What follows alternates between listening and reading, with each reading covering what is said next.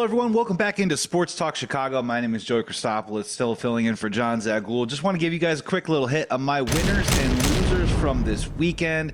First winner of the weekend, and you know what? This is going to sound a little weird, especially coming from me, but I'm going to give this one out to Matt Eberflus. Bears wrapped up minicamp last week, and look, I have been a loud critic of Matt Eberflus, and I still am probably going to be heading into the season. I don't think the guy deserves a free pass just because we have Caleb Williams now on the team, and the defense has improved. I think he has a lot to prove in the fourth quarter moving forward into games. But that aside, I really like what he said when they asked him a question about Caleb Williams playing against the ones and twos on defense in minicamp and moving forward into training camp. I think a lot of times these NFL teams, they'll let their starting quarterback, especially a young one, play against the twos just to feel good a little bit, get a little lathered up, sling the ball in some 7-on-7s, and then they'll work their way up to the number ones, so they could try it out and build some confidence. But Matt Eberflus said, you know what? I want to get as many reps as possible for Caleb Williams versus the number ones. And look, as many reps as possible to try and get him up to speed against a defense that we think is talented. I think that's a huge win. So credit to you, Matt Eberflus. You're one of my winners of the weekend. The other major winner of the weekend is, again, for I think maybe now the 10th week in a row, it is Caleb Williams once again in Chicago. Caleb Williams late last week. So here's the story.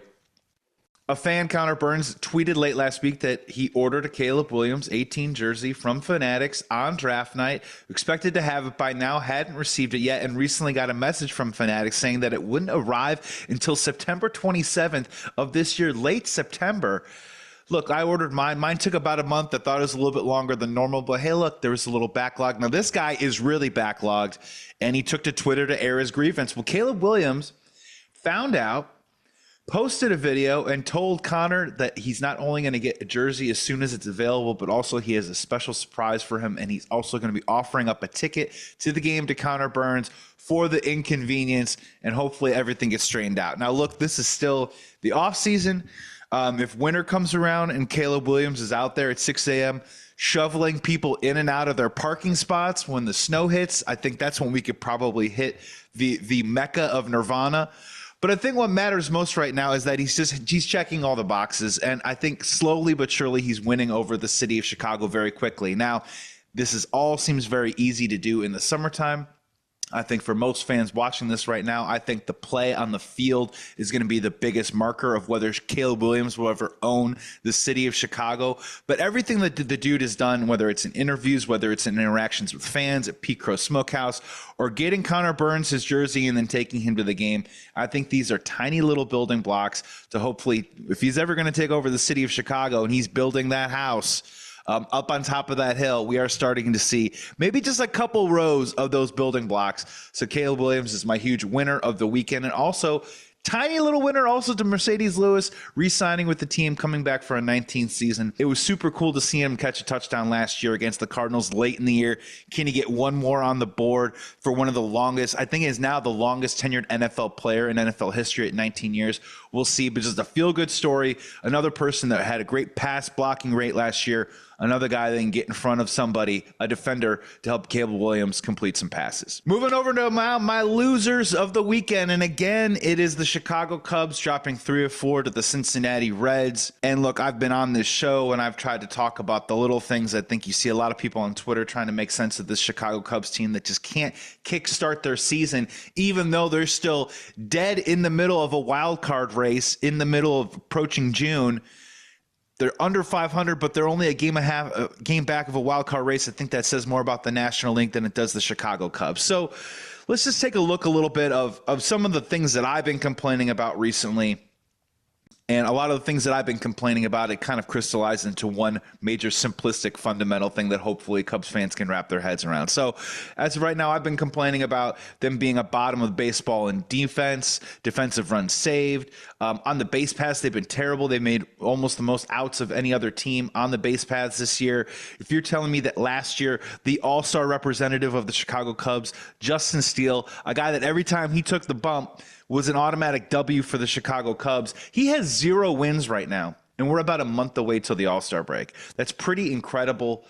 And Shota Imanaga, they're 10-2 in his starts right now, but they're 9 games under in every other start that Shota Imanaga does not play in. So where's the balancing act there? Can Justin Steele perhaps maybe make up for some of that if he can get hot? And then the biggest one I think that's really pissing off a lot of Cubs fans is that they're hitting .219 with runners in scoring position. They currently have only one player on pace right now to have over 80 RBIs. It's Christopher Morel. After a season removed of having 7 guys with 60-plus RBIs, 9 guys with 40-plus RBIs. Last year's team, to make it a top half offense in the National League, it took a village, and right now there is nobody, not a single person right now being ready and willing to step up this time. And look, if you're asking yourself here today, who are the major losers on the Chicago Cubs? It's some of these contracts. I mean, look, this can turn around really easily.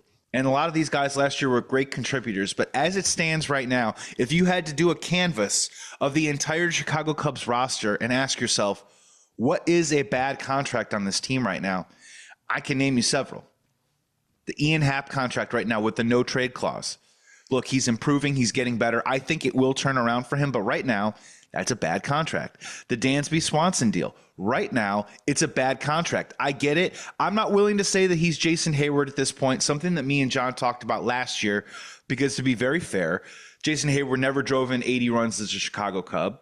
Dansby Swanson's won a Gold Glove, something that Jason Hayward did, but he already made an all-star team last year. So even if you wanted to compare the two, the return from Dansby Swanson has been slightly better than it has from Jason Hayward, unless you count rain delay speeches during World Series games.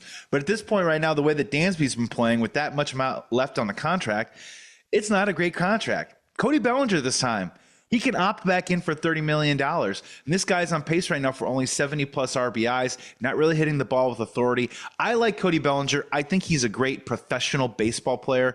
I don't know if he's a linchpin in an offense, and that's a bit of the problem that the Chicago Cubs have. They don't have a 3-4-5 that scares you at all, a 3-4-5 that slugs, a 3-4-5 that, let's just say, maybe Jed could have, I don't know, attended to in the last couple of years by spending some money and signing some guys to some contracts, but I digress. And it's also fair to ask, is the Seiya Suzuki contract a good contract right now? Right now, today, I would say that those 4 contracts are not great. Seiya Suzuki has all the talent in the world, but he can't stay on the field.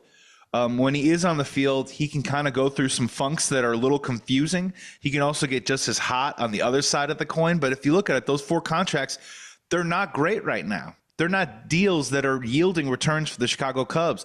I'd even put Jameson Taillon, who's had a bounce-back season, I'd even put his contract right now as a not great contract. So the Chicago Cubs right now, they are my loser of the weekend. They have a lot to think about. Look, the only news that they're making in the positive category right now is that they're talking about trading for some players. A guy that I had mentioned on this show a while ago, and I pronounced his name wrong, so forgive me, Elias Diaz, catcher on the Colorado Rockies, about a 300 hitter. He's been in the news a lot with the Chicago Cubs. Well, last night he came up limp and he left the game. So now what exactly does that mean for the Chicago Cubs? Are they going to wait that out? Keep in mind, this guy is 34 years old.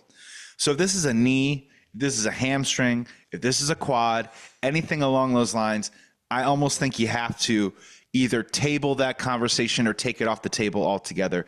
I get it. The guy could probably come back and be healthy, but right now we need immediate help on the Chicago Cubs, and waiting on a guy, 34 years old catcher with possibly a lower leg injury, might be off the table. So let's turn over to the more juicy one, which could possibly turn the Chicago Cubs into winners at some point, but this is one that's very interesting, is Vlad Guerrero Jr. on the Toronto Blue Jays.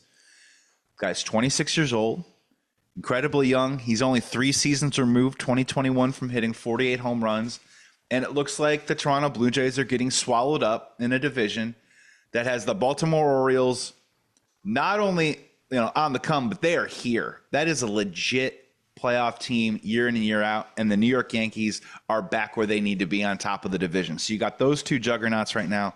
You got the Boston Red Sox, who are always trying to stay frisky, so Toronto might be looking at it and saying maybe it's time to retool and rebuild. And with Vladimir Guerrero, he's got control for 2025 and 2026, but then becomes a free agent. Maybe it's time for them to cash in. So you're asking yourself, what does this mean? What can it possibly do for the Chicago Cubs? Well, this guy, Vladimir Guerrero Jr., definitely solves the 3, 4, 5 guys in the lineup problem. Now, there's a couple things that I'm looking at here that I like and I kind of don't like. So, for example, one of them is this year right now. Last year. Let's just look at those numbers from last year right now. Last season, he had an 825 OPS as a DH. That's pretty good because he's going to have to hit in that spot at times. If you want to play Cody Bellinger at first, if you want to play Pete Armstrong in center. He also slashed 289, 362, 894 on the road last year and hit only 238 in Toronto. That just means a lot to me because sometimes when you trade for a player, you can kind of get misled by some of the home cooking that a player might get or enjoy from feasting on in his home ballpark. You know, when you look at Elias Diaz, you want to look at, well, what are his numbers at Coors Field as opposed to other places? How is his numbers going to play in our ballpark? When it comes to that, Vladimir Guerrero didn't play so great in Toronto last year. Granted, he's hitting 300 at home right now, so I'm not going to make too much sense out of this. The one that I want Cubs fans to keep an eye on, though, and it is a bit of a problem with this current team, and are you adding to the mix a problem that already exists? So, in my opinion, I think last year the biggest difference between this Chicago Cubs team right now, you could talk about defense, you could talk about bad base running, you could talk about a bad bullpen with double-digit saves. The biggest problem with the Chicago Cubs defense team right now is it's simple. It's the offense. They're not hitting. If you're scoring 4, 5, 6 runs a night, you aren't lamenting or putting the microscope under Christopher Morel's errors as much as you would if you're scoring 4 or 5, 6 runs a game. If you are slugging the baseball and hitting it over the fence, you can sometimes overcome some of those blown saves. You can overcome some of the poor team defense. Those things become more bugaboos than actual pointed to problems on a Cubs team if you're actually hitting at the time. And the biggest problem here right now is I don't think this Cubs offense, this Cubs lineup right now is doing a good job of hitting fastballs. And that is something that I think last year they did a much better job at. If you're talking about Cody Bellinger, talking about Dansby Swanson, when they were doing damage, Yan Gomes is a great example. They were able to get around on the fastball and hit it with authority. I haven't quite seen that as much this season. They struggled a little bit in that category, and therefore I think the offensive lineup has struggled. So versus power pitchers, Vlad Guerrero, it ain't that great. He's actually been a little bit better against the finesse pitchers in the league. And when you're looking at that stat, you're trying to think of the guys that are at the top of the league right now in strikeouts versus walks, and at the bottom of the league of strikeouts versus walks. If you're at the bottom, you're considered a finesse pitcher. Obviously, strikeouts high, you're considered at the top as a power pitcher. Now, in this season, his OPS is in the low 700s against power pitchers. It was also not that great in the low 700s last season against power pitchers as well. And you've seen Vlad Guerrero's power numbers slowly decline from 48 home runs in 2021. In 2021, he had a 976 OPS versus power pitchers, which is AKA the bat speed, getting around on a fastball and hitting it a long way. You've seen it decline these last couple of years. He's still a really young guy, so you can't really tell me that he's declining in his skills, but yet him squaring up the fastball continues to be a problem. I'm not saying that means I shouldn't or would not want the Cubs to trade for Vlad Guerrero. I absolutely think they should, but they need to consider what the package is. And then you are taking a small gamble, hoping that this young player goes back to the elite superstar status that he was on the cusp of becoming 2 or 3 seasons ago. Right now, he's just a very good player, fringe all-star, a guy that you definitely want in your lineup, and I guarantee you a guy that probably becomes the best hitter or top 2 best hitters in your lineup if you added him right now to the Chicago Cubs lineup.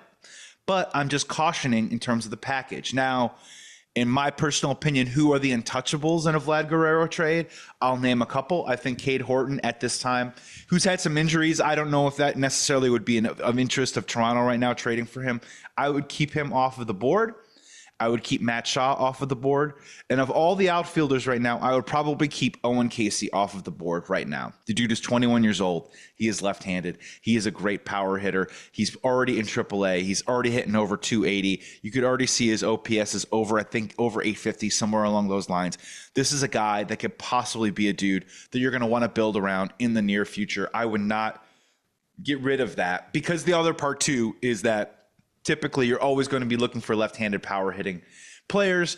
That's where you end up spending a lot of your money. Cough, cough, Kyle Schwarber. So maybe you want to try and avoid that if at all possible. So something maybe along the lines of a Kevin Alcantara, I think Triantos is definitely a dude that you can talk about, maybe a couple of other pitchers, but some of the guys that have already made it and graduated, like a Jordan Wicks, Ben Brown, I mean, I don't know, could you do that and center it around those guys, which means you're giving less of an amount a package of prospects to bring in Vlad Guerrero Jr.?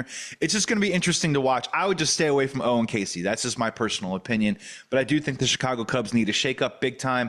Vlad Guerrero is a young, controllable player for at least the next couple of years, where I think he is worth the price to bring in and see if he can start hitting some balls out of Wrigley and see if he can jumpstart this offense that, honestly, if they don't turn this around offensively, they're not going anywhere. They could still continue to be a bad defensive team with a leaky bullpen and making outs on the base paths. If they have a good offense, they can still compete.